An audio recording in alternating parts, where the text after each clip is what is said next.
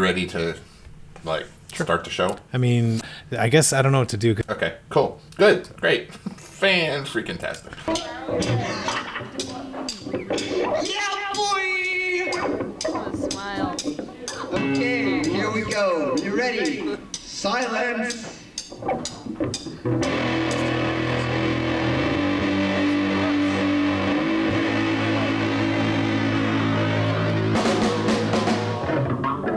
Welcome to Exit 181, a music podcast starring me, Matt Duncan, and...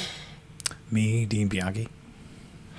And this is our first video episode. We are testing the waters, as it were. We started this off on Spotify podcast and AMP. The AMP was a sort of miserable failure that we salvaged because of using Spotify.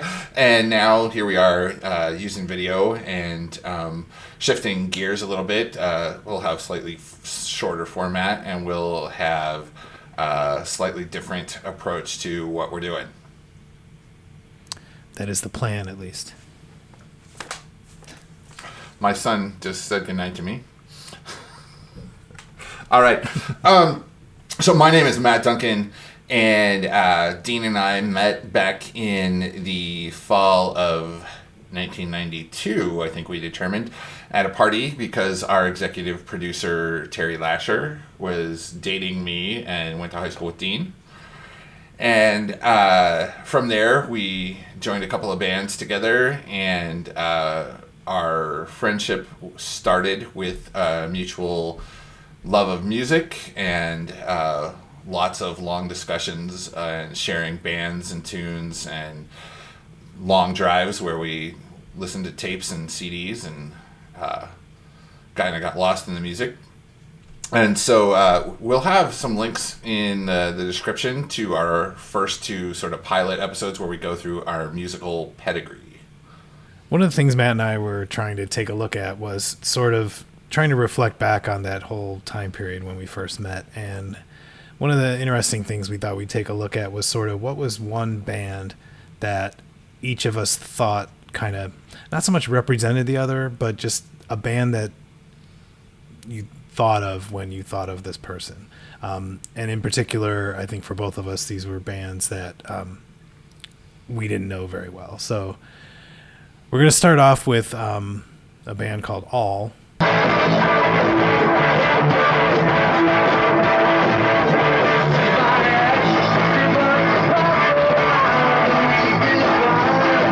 Which is kind of just what I thought of as, you know, if I had to guess back then what Matt's favorite band was, or that sounds dumb.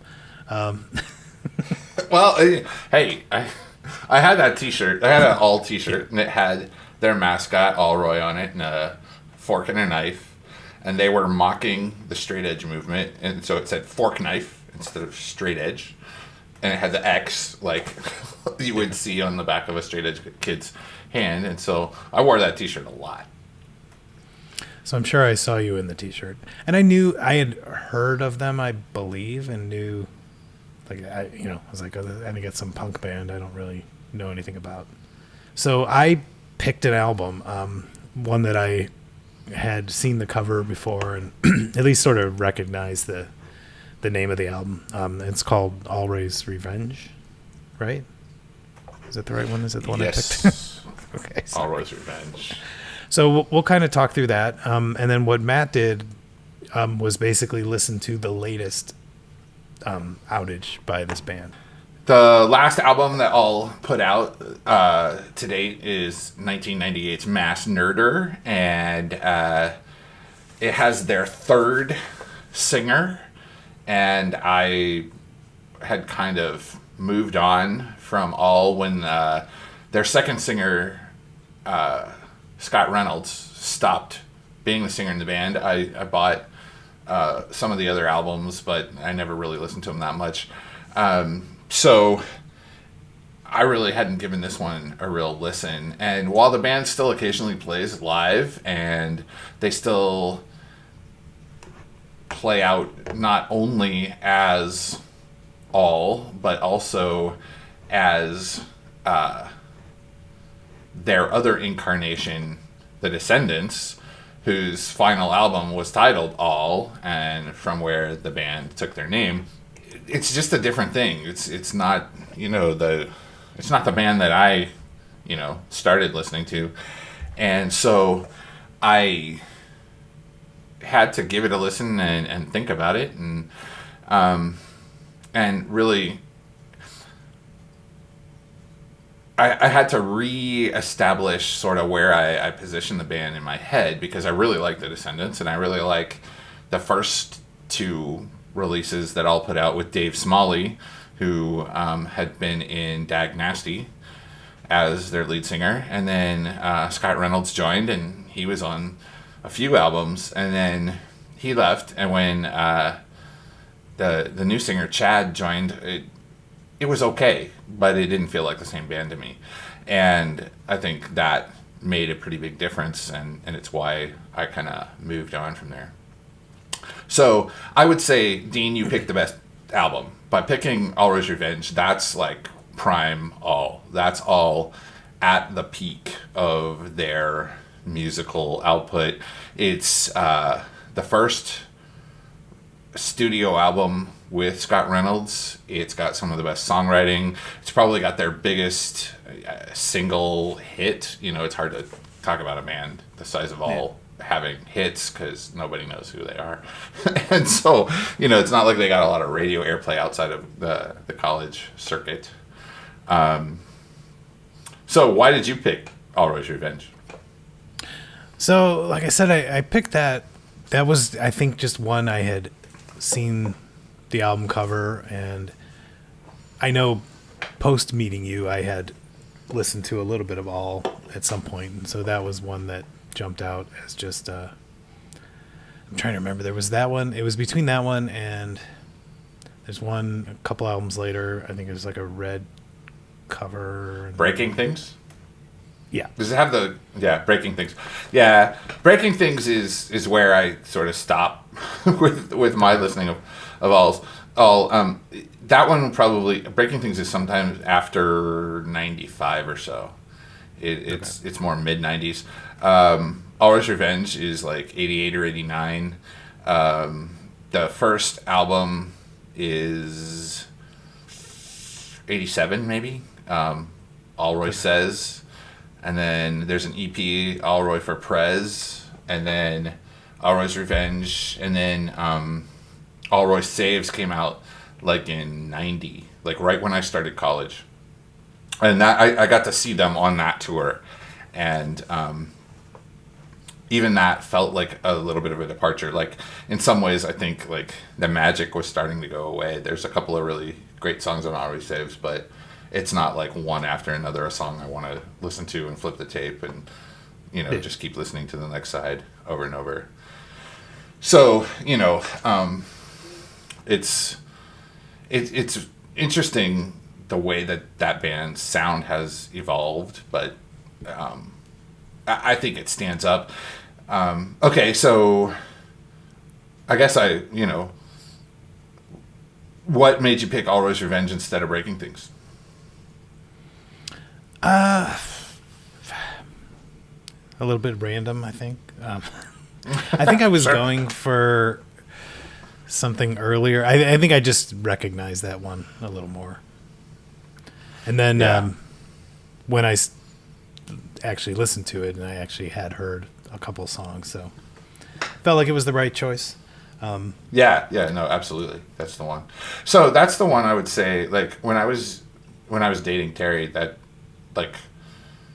one and Alroy Says are probably the two we listen to the most. Okay. But Always Revenge, if we had our song, it's on there, and it's weird. So I guess one of the most important things about that band is sort of the way they sort of prefigure a lot of emo, because they're doing surf punk and it's all about girls. It's all about feelings. It's all about getting hung up on the wrong girl, or trying to save a girl from being a drug addict, or breaking up with a girl and wanting to get her back. And it's not the kind of typical punk stuff that sort of came before.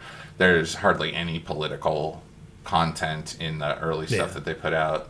A lot of it is very obnoxiously sort of in-your-face jokes. Always Revenge has a cover of an old 50s rockabilly sort of song, Hot Rod Lincoln. You know, there's just a different sort of approach to music. So overall, I guess looking at the album, so basically, you know, I never really sat and listened to this album all the way through, and I kind of felt like I felt like I knew what all sounded like or what I thought they were going to sound like. I will say it was, in the end, not what I thought it was exactly. So I will say before, I think we're going to kind of poke at some of the songs here real quick and kind of give some feedback, but I found it really surprising in both maybe a good and bad way to me that each song was pretty different. I'm not exactly sure what that means, but I guess we could start, like, the album kicks off with an instrumental, which I found kind of interesting. And I don't know, do you pronounce this new theme? Yeah. New theme. So, yeah, we'll kind of pop on a little snippet here, but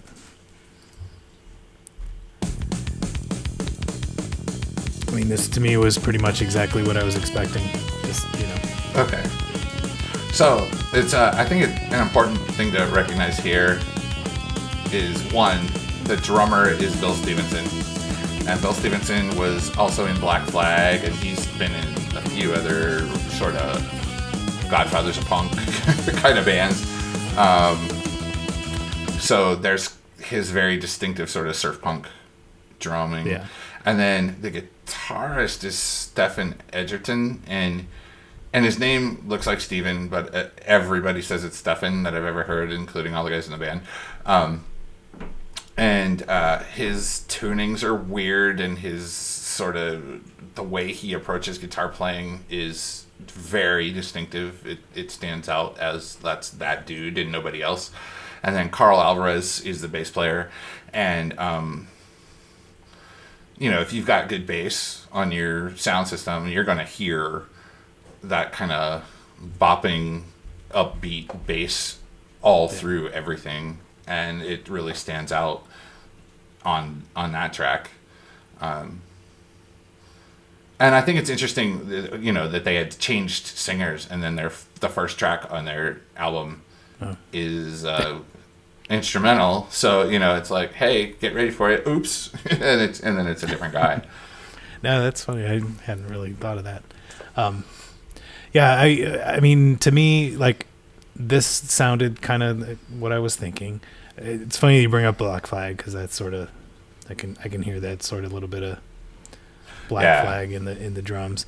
And then, you know, right off the bat, one of the things that strikes me through the whole album, but it starts right here, is that the sort of, in some way, the drummer, the bass player, and the guitarist just sound like they're just all jamming separately, and yet it kind of fits together. But there's no gels, yeah. The bass line's not following a guitar line. The drummer's off doing is doing, you know, it's pretty hectic, whatever.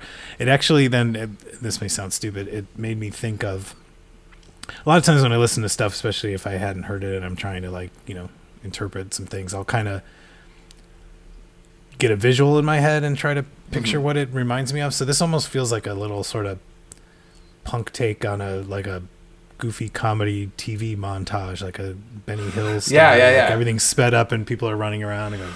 Yeah.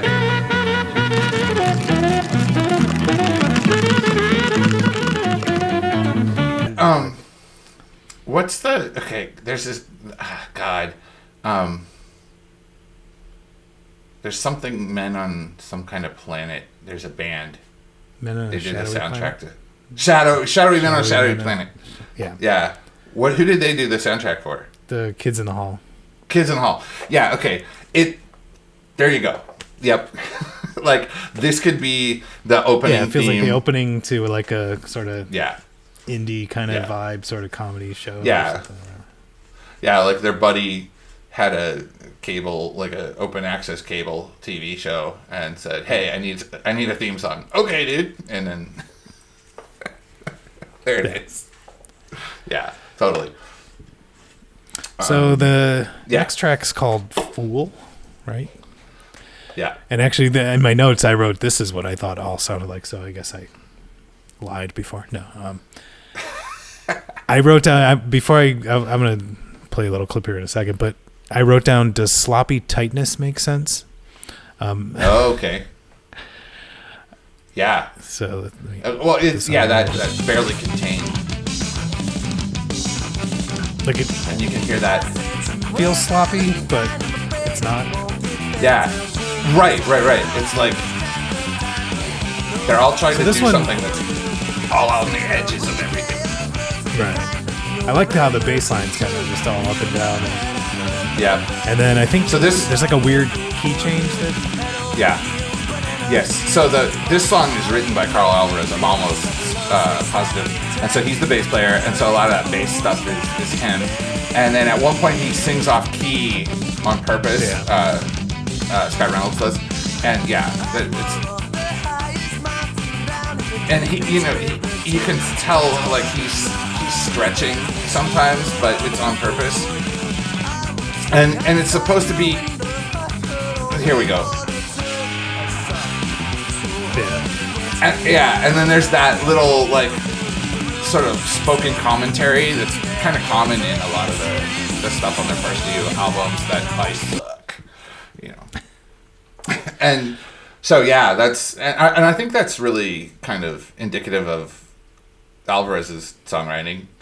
A lot of his songs are like that. There's all that dynamic kind of bass work going on. There's a lot of stuff happening, but they're all really, really sentimental and girl chasey kind of lyrics. So one of the things and it struck me here, and then it kind of carries through all the songs. And I, again, not knowing really other albums and stuff, I don't know if this is a thing, but since you're talking about his songwriting, I did find, and I almost was a little frustrating by the end of it, where like I feel like thinking of bands like Black Flag and some of these other things, and I was never super heavy into a lot of the punk stuff, but I was aware of it, and it plays into some of the other stuff that I listen to. They don't like, none of these songs are like verse chorus break, verse chorus outro. Like I've had a real hard time finding like the hook, although everything sounds hooky. And it's and it kind of carries on. It'll come up as we talk through some other ones, like, and it almost, I found it really interesting, but also it was bugging me. I think, okay, so when we get to She's My Ex, that one is the most traditional sort of rock song structure, pop song, even pop song structure. And it's the one that, like, there's a 12-inch single of it, and it's the only one that there's a 12-inch single of. And the 12-inch single of it is, it's got its own, design work, and it's very obviously, their thing. Right. So, the song structures are, it's almost more like somebody writing poems and then deciding, how do I make this work, and then let the instrumentalist play. And I think another really interesting thing about it is that they all write the songs. Like, it's not like there's one prime songwriter. It's not like they write all the songs together and the lyricist writes all the lyrics. They're all musicians, and they're all sort of songwriters. And like, She's My Ex is written by Bill Stevenson. And then there's a song called Mary, and it's got a really, obvious hooky bass line to it. But Scott Reynolds wrote that, and he's not a bass player, but he wrote it on the bass. And he's got a video on Facebook where he talks about how he wrote the song, and he plays the song, and he's like, I'll never play that song live any other way, but I'll play it right now and explain to you how I wrote it. So yeah, their songwriting is a really interesting part of how the band operates, but it does kind of it makes them stand out, but it also, I think you're right, it makes it a challenge for people who aren't used to it to kind of get into it. Yeah. So was that, when you got into them though, was it the lyrics? Was it the so kind of a punk this band? is one of those like so the summer I graduated from high school, summer of 1990, my cousin came to visit from Arizona, and he lived with my grandmother for the summer, and he bought a car, and we hung out the whole summer together. And he grew up in Phoenix, Arizona, and every band in the world came through there. And so he was just going to see shows and buying tapes and CDs, and he's like, oh, we got to pick this up.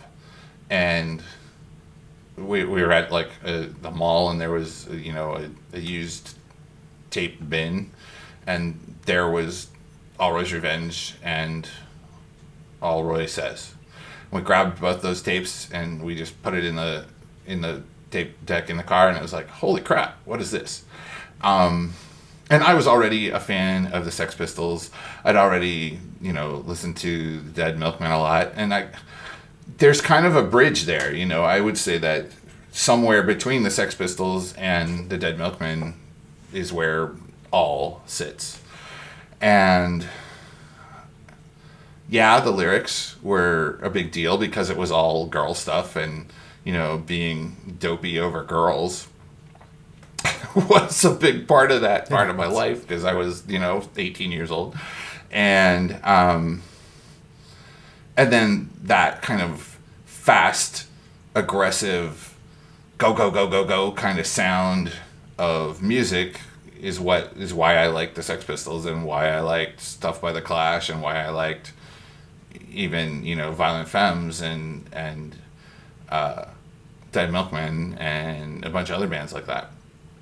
So I think it was equal parts both, but I think it hit me at the right time too, that I was ready for songs about that sounded like that. Yeah. No, that makes sense. That sounds good. Yeah. And it was something too that, like, 5 years later, 4 years later, whatever, Weezer and Green Day come out, and I'm like, well, these guys are just ripping off stuff that's been going on. Like, what's this about? That same summer, I went to see Fugazi at the VFW Hall, and a band called 15, who was on Lookout Records, opened for them. And, that stuff was rough around the edges, but it was also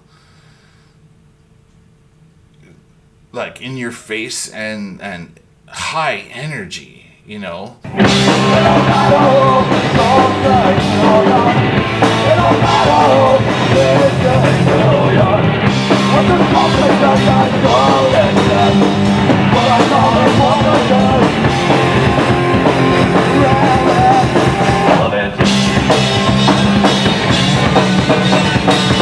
And I had a bunch of friends who were way into Disintegration by The Cure at that point in time, and it was not that. It was absolutely not The Cure, and absolutely not that album by The Cure.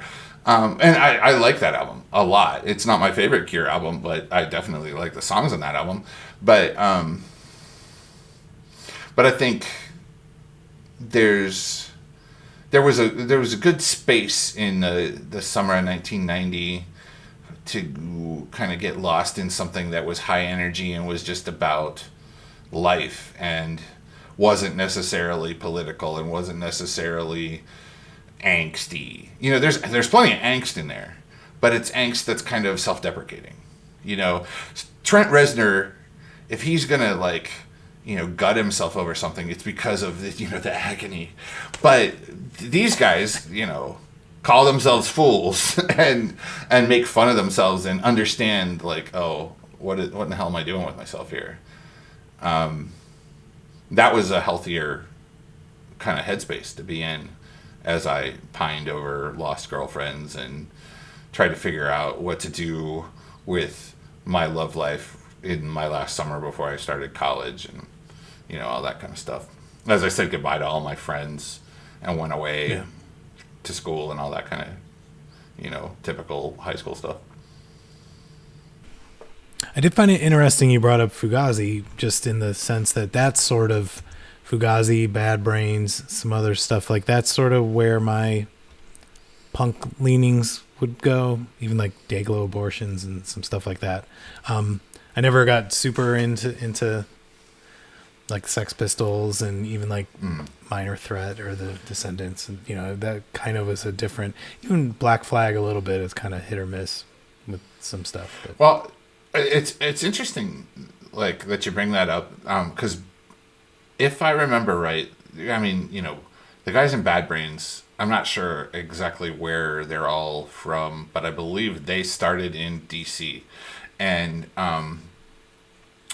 Minor Threat was Ian MacKay's first band before joining Fugazi, and both of those are, again, DC bands. And so DC hardcore has this kind of different vibe to it and different sort of headspace about it in a lot of ways. And then Black Flag and Circle Jerks are California hardcore and punk rock more, I guess. And then, New York hardcore is a lot more like, it's a different vibe too. And everybody's got their own sort of politics and their own sort of vibe to it. But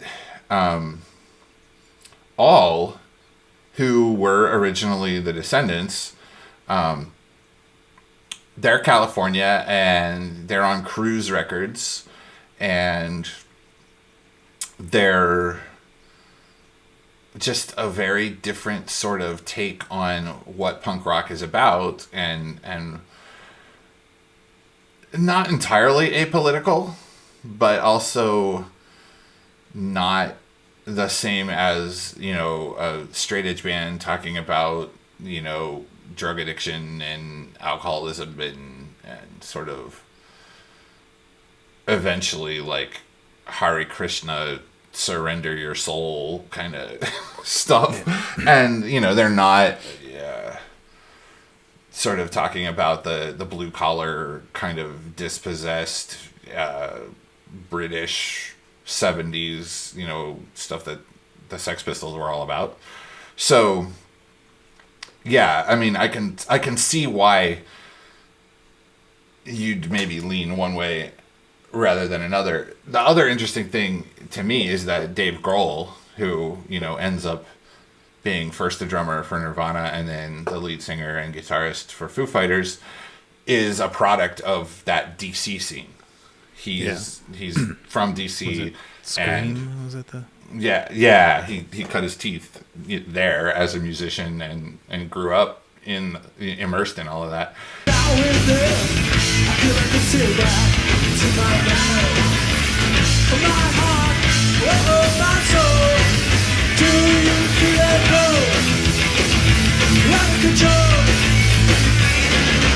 And it's interesting that he ended up in a band like Nirvana, who I would say is another sort of West Coast song about girls and relationships and a little more angst and a little less fun than all, But even Nirvana, can make fun of themselves sometimes. They just don't tend to write songs about it. And All absolutely does. Right. So kind of in that same vein of like other bands, another thing that jumped out on a few of these tracks, and I wanted to jump to the song Scary Sad. Yeah. It clearly made me think of another band that's not, maybe kind of started out in sort of, you could call some of a little bit of a punk vein, but Husker Du.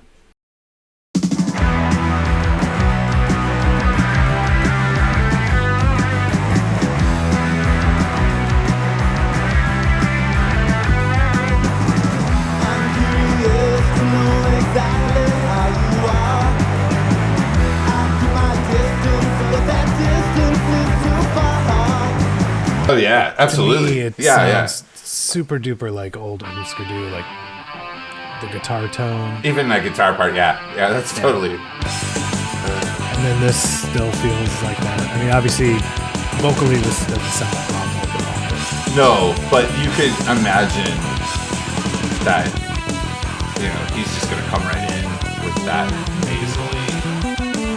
Because isn't Husker Du from like Wisconsin or Minnesota or something? I'm not sure exactly where they're from, but he sounds like he's from the northern part of the Midwest.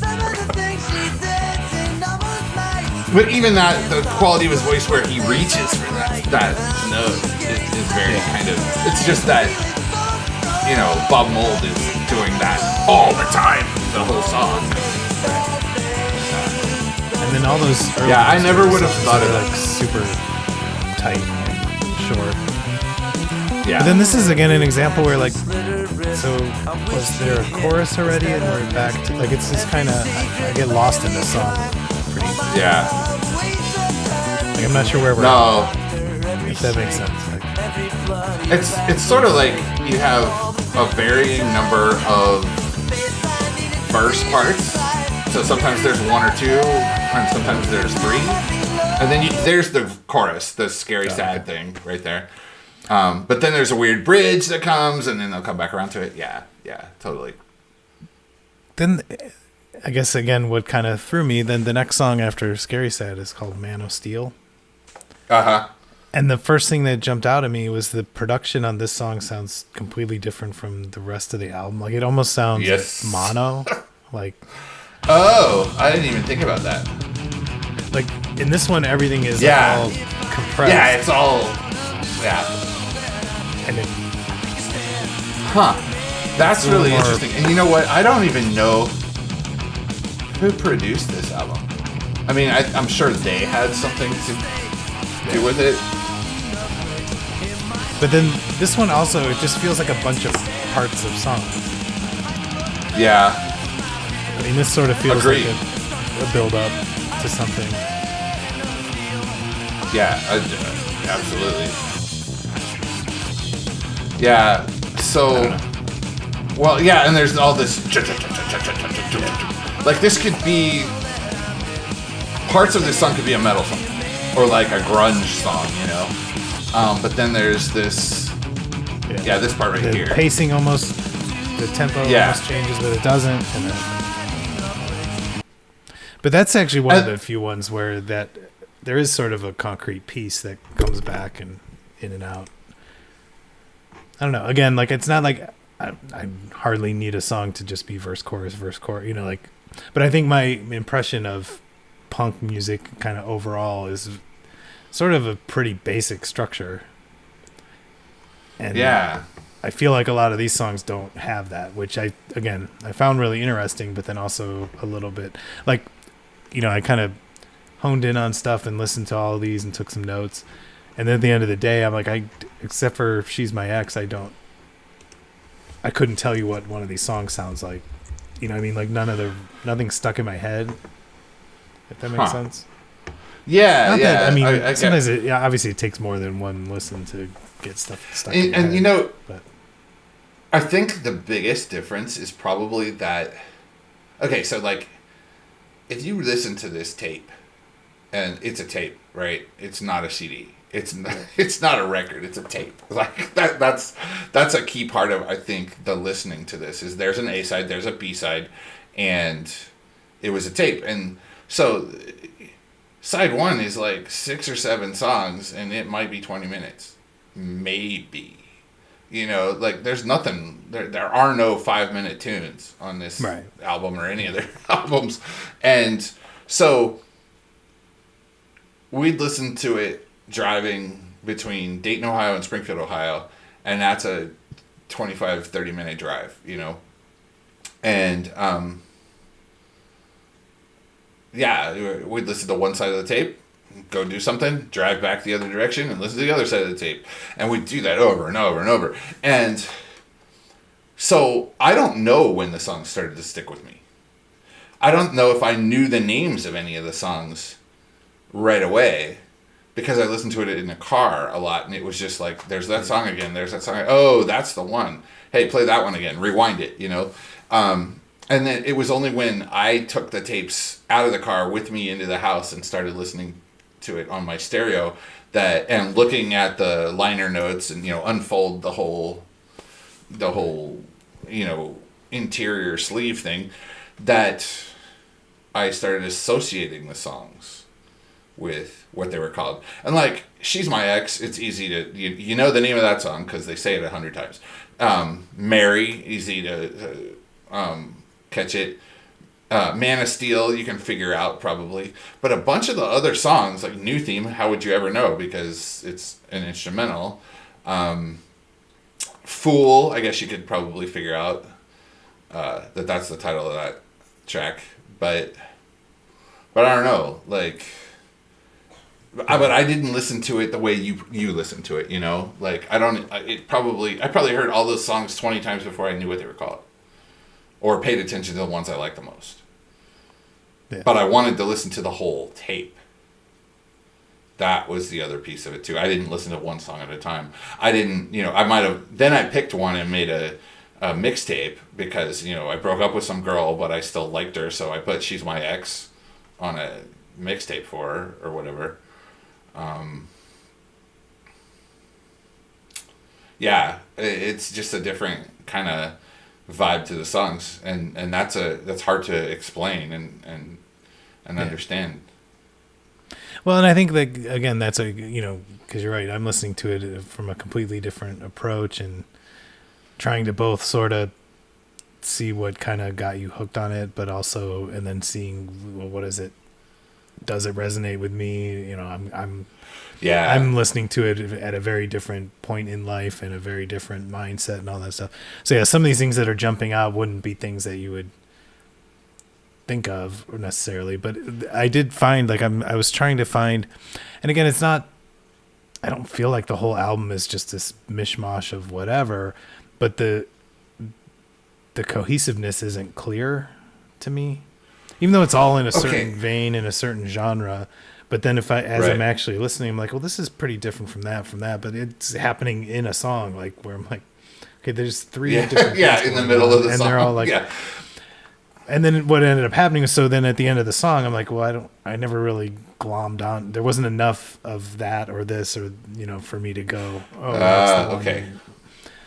And again, if you're describing it, you know, if I heard it, if I listened to this, you know, 19 times, I'm sure half the album would stick or something. Yeah. And there were times when it was just background. It was just what was there while we were talking about, you know, do you like that girl? Should we have Taco Bell or McDonald's? You know, like... Yeah.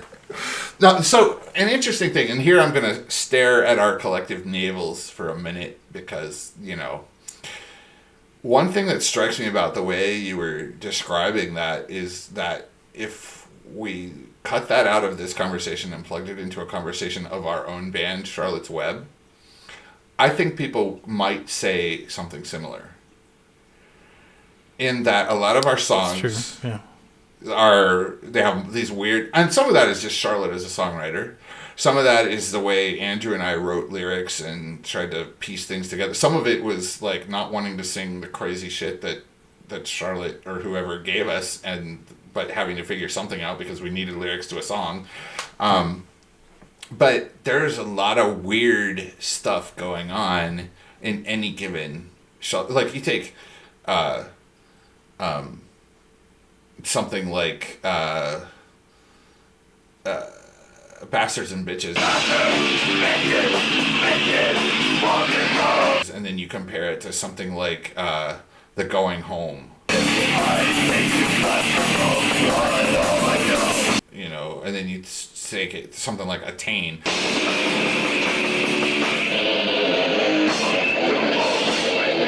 And it's like there could be three different bands, and you know we can put links to those songs in the you could in the comments in the show description below. But maybe that influenced me a little bit in where I was going with some of that. I mean, we had some really punk rocky sounding songs at the beginning of that band, like Deadbolt.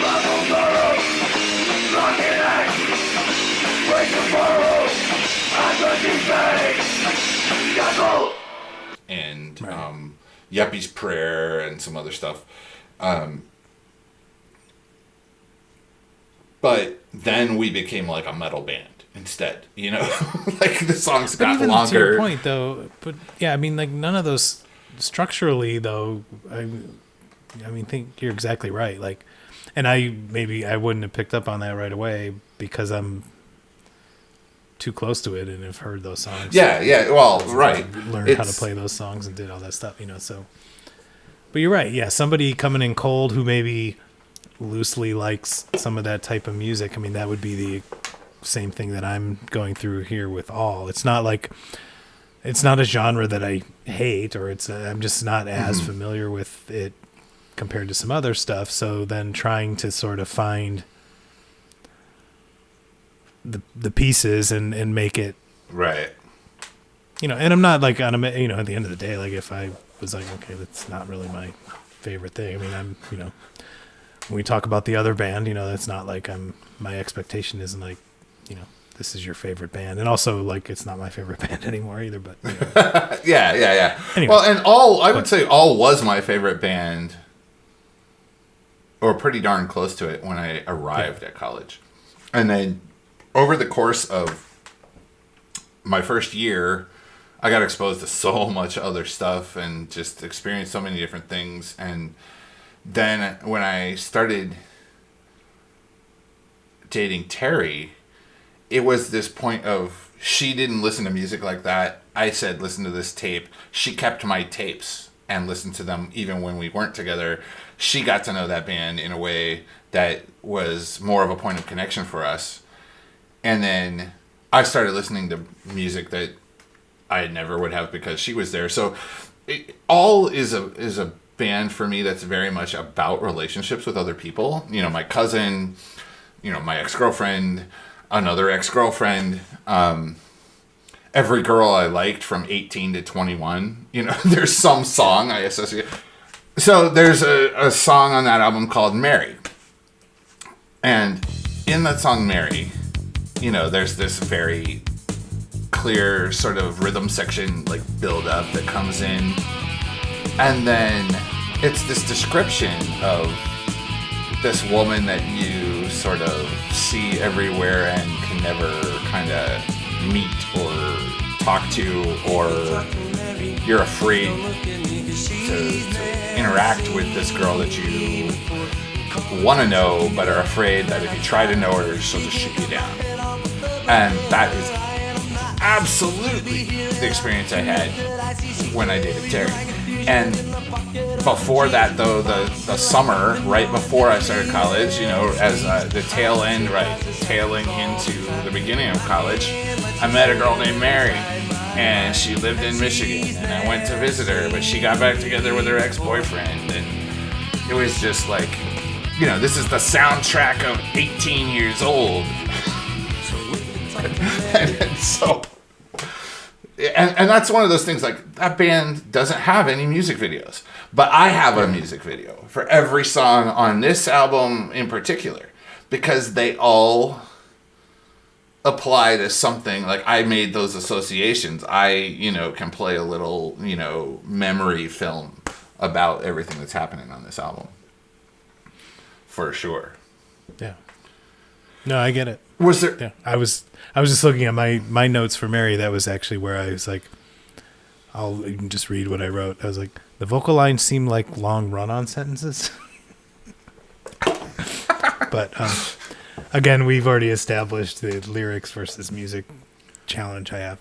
But yeah, I was like, the first two verses are pretty standard. Then it's kind of weird. But then I put, it's almost like their songs confuse me.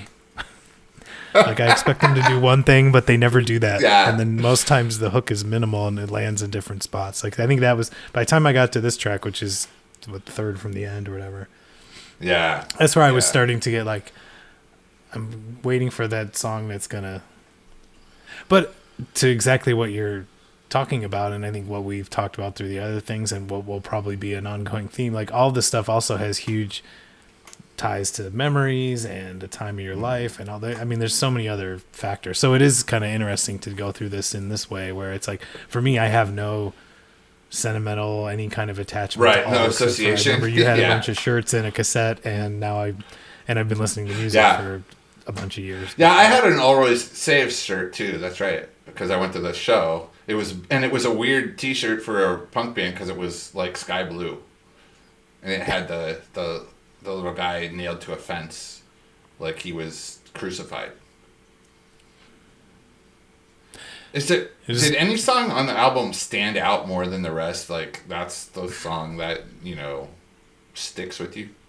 Well, the one Scary Sad, I think, but because it reminds me of Husker Du, sticks out. And then I was imagine it also reminding you of some of the girls we knew in college too.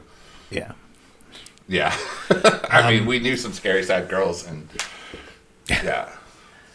I was going to say Bubblegum a little bit, although right now, before playing it in my head, I can't think of it, but I did write down, this was another one where I was like, it reminds me of Bad Brains a little bit.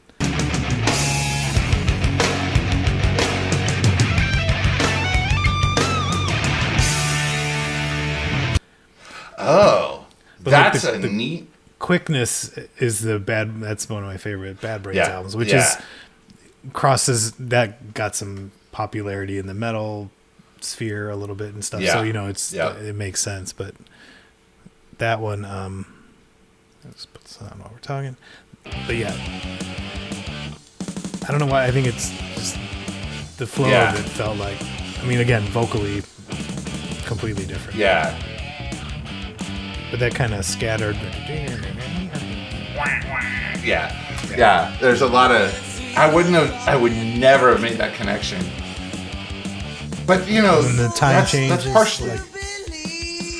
Yes. Yeah. I think some of it, too, is that I have this naive sort of understanding of punk where, like, I only knew this handful of bands first, and then I discovered all the other stuff later. Yeah. And so... For you, having heard Bad Brains so long ago and having like a connection to it, you can see that, and like for me, it's not like I wouldn't have put that together, but I can now that you mention it. That's really interesting. It makes me want to go listen to the Quickness, Yeah, totally. The song that like on this, like I said, the one that is. The one is very obviously, very clearly She's My Ex. And this tune, I don't know how it worked out for you, but even just this opening riff, it's like, I want to know what that song is. The fact that it starts out without the drums, and then it is a little more traditional in some ways as far as the song structure. Totally. So this one for sure, like to me it sounds like The Replacement. Yeah. It makes me think of The Replacement. Maybe it doesn't sound like that. Sure. Yeah, that makes some sense. Also, I didn't listen to a ton of The Replacement, so I guess that one. Yeah, me neither. But I get what you're saying. Like, there's that throwbacky rock song, pop song kind of crossover, where they meet in the middle.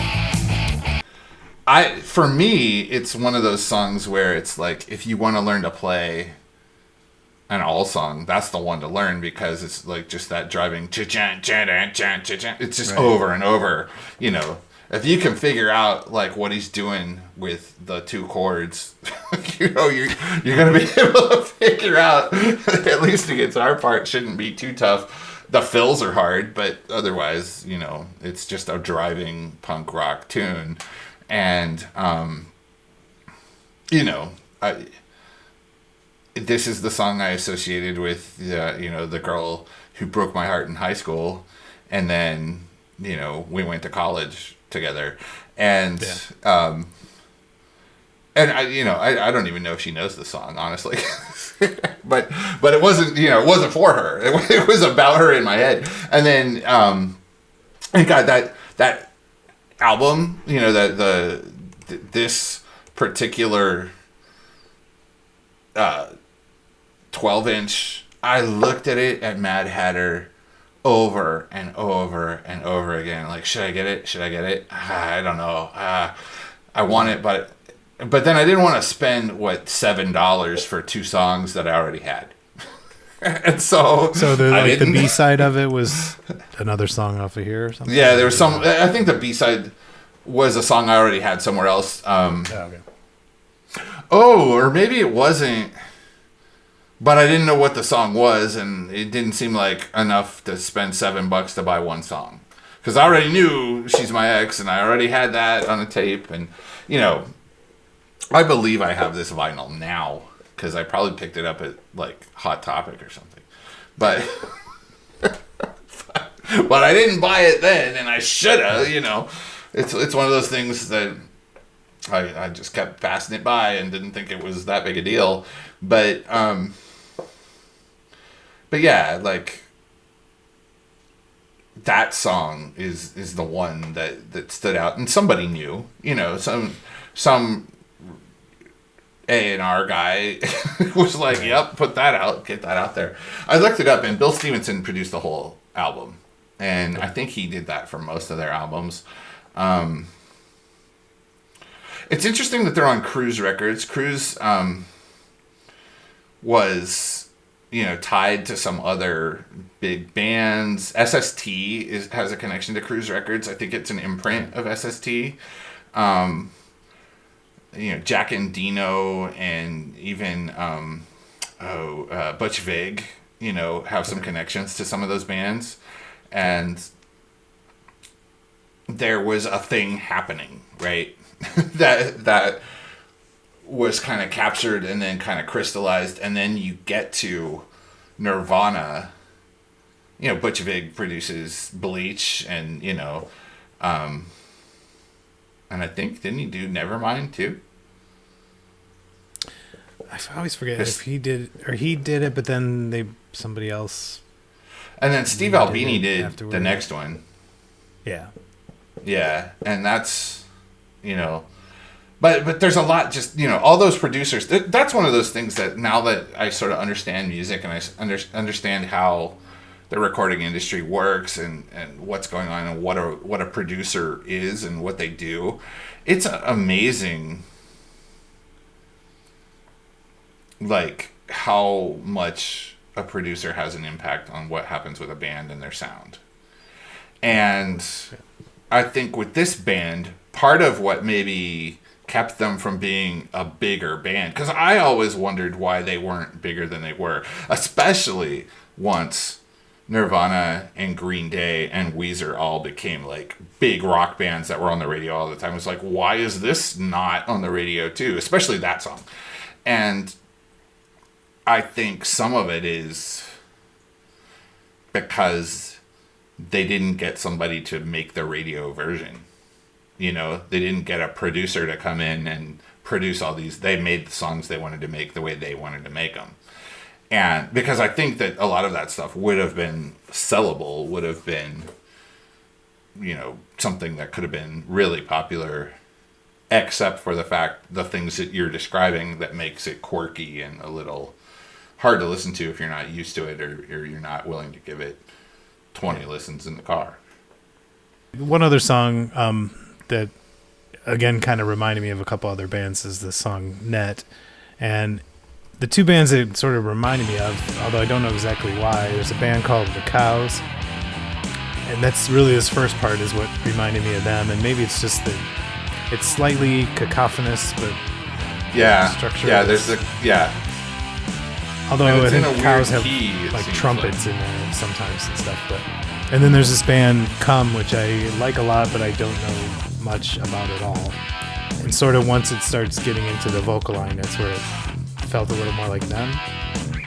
A little different than the other ones where it's not as clear. Like, it's not like the Husker Du one to me, like, that just sounds like Husker Du. Yeah. I think this one is... Well, and this is... It seems like it's in a minor key in a lot of ways, or something. And I think that's where this sounds like Come to me. Yeah. And then there's that sort of plaintive.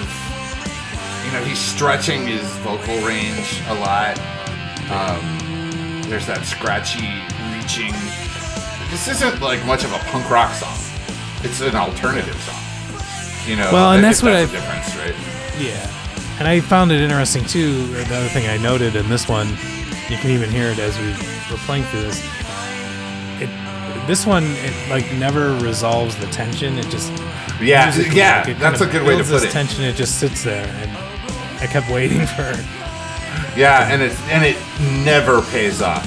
It not ever once pays off, and I think that's the point, really, too. I mean, this is a guy who's saying that because he's had all this string of bad experiences, particularly now, he's not gonna date anybody. He just doesn't want anything to do with women anymore. And it's like, oh God, dude. Okay, number one, grow the fuck up. But number two, yeah, I mean, he's just stuck, like, just throwing his hands up, and it musically, it throws its hands up, but he hasn't really given up. He isn't really never going to, love a woman again, because he can't. He's almost like, it's almost like smack. He's addicted. Yeah.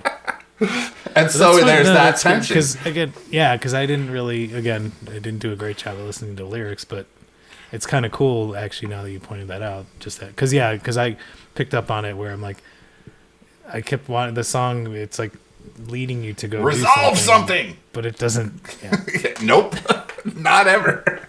Yeah, that's a song that I like it because it's part of the album, but I'm not gonna I want to listen to that now. Yeah, I'm never gonna just pick that song.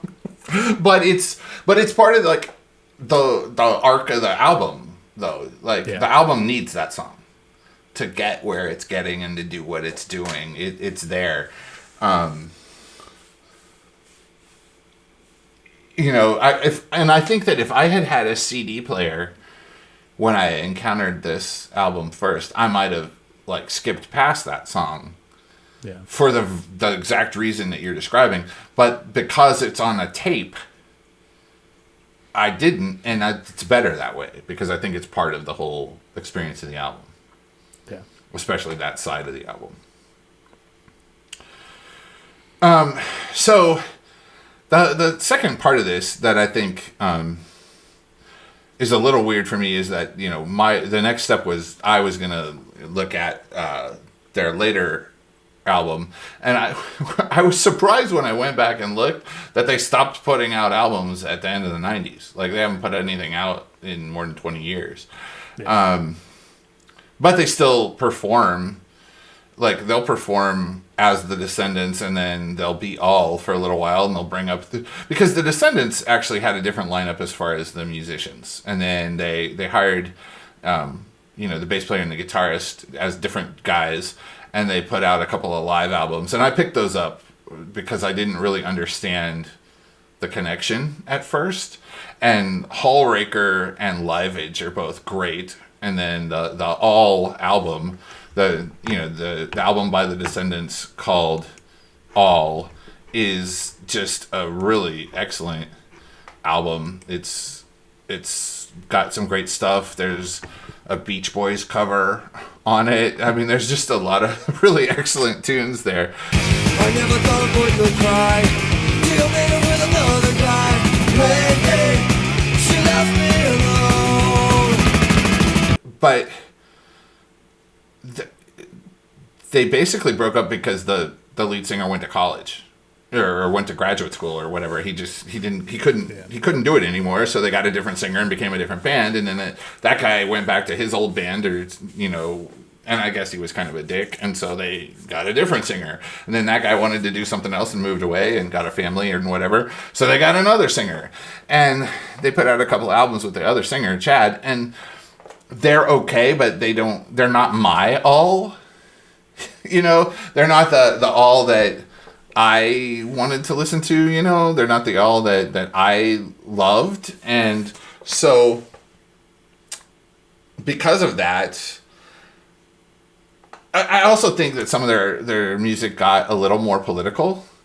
I think some of their tunes were trying to be anti-political, and that became a political statement. I think they kind of grew up and realized that they had been kind of assholes when they were younger on some of the older Descendants stuff, and they kind of felt like they needed to make up for some things, which they probably did. I mean, some of the Descendants songs are really offensive in some ways, and they've owned that, and they don't play them live anymore, and they've talked about it publicly.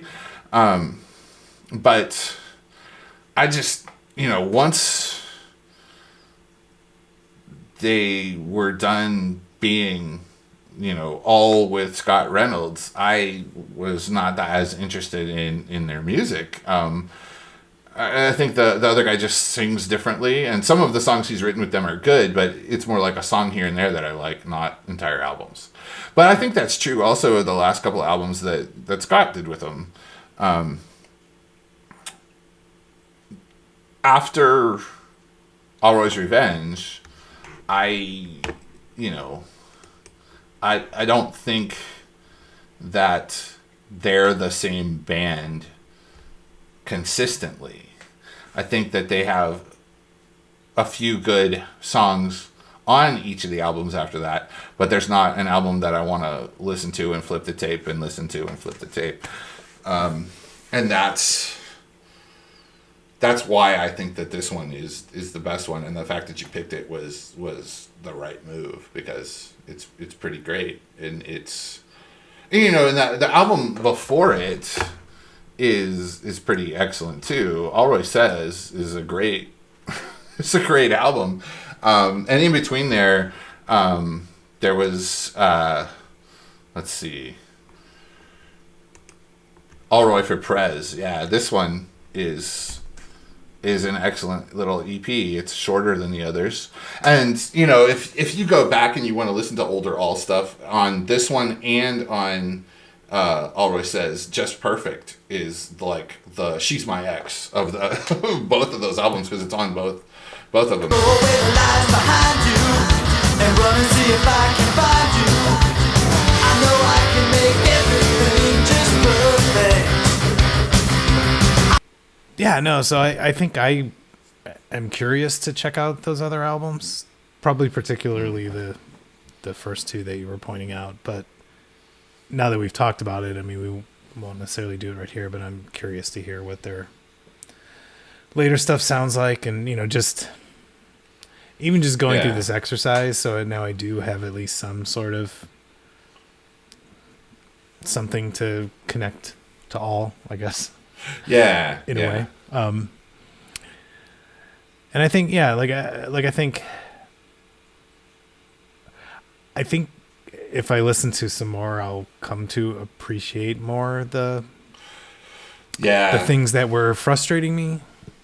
Like I said, I actually, I have an appreciation for music that does weird things or doesn't follow the norm and all this. So it wasn't like, I was never like, ugh, this is awful. I was more just kind of like, I wanted something to click and connect that I wasn't getting right now.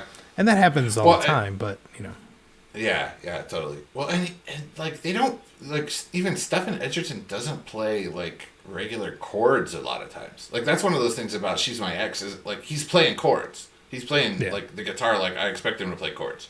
But a bunch of those other songs, he's doing weird fills, and he's all over, and how the hell does he have the thing tuned? Like, it's just really hard to figure out what's going on musically. Yeah. And I never thought about it being that challenging. But then my buddies tried to figure out how to play the songs, and it was like, we had no idea what the hell to do. How do you... Well, and then those bass lines how do you play this? Pretty impressive, and it's all like, it's impressive musically, I think, to me. It's just, it's like that one song in particular, like, I was like, that was where it really jumped out. I'm like, this song isn't resolving at all. Like, where are we going? What are we doing? And it never does, and it intentionally so. And I wouldn't have thought to put it the way that you did, but you tapped into the part of the song that goes beyond the lyrics, but the lyrics don't either. And so the fact that matches is pretty cool. No, that's pretty cool.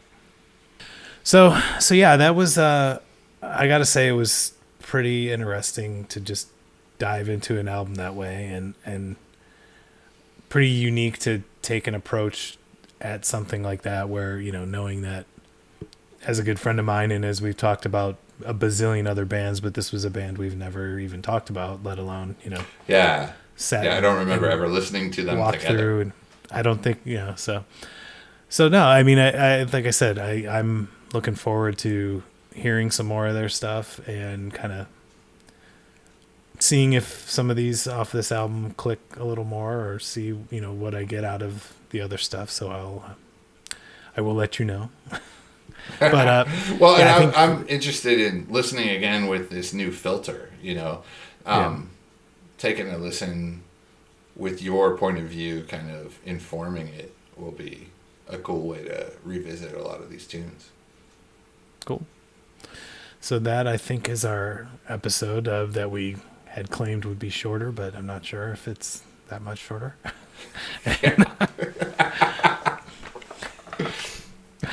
Well, I guess we'll catch everyone on the next one. Yeah. If you are interested in checking out our website, there's a link below. We post the shows there, and this time it'll be video. You can also check out our first two sort of pilot episodes where we go through our musical pedigrees on Spotify and on our website. If you listen on the website and you don't have a Spotify account, you won't hear any of the music. If you listen on the actual Spotify platform with an account, all of the music is interspersed with our discussion.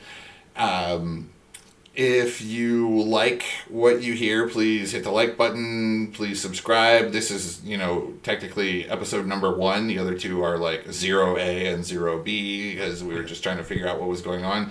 But hit the like button, subscribe, let somebody know about it. If you got questions, comments, please add them in the comments below, and we'll see you next time.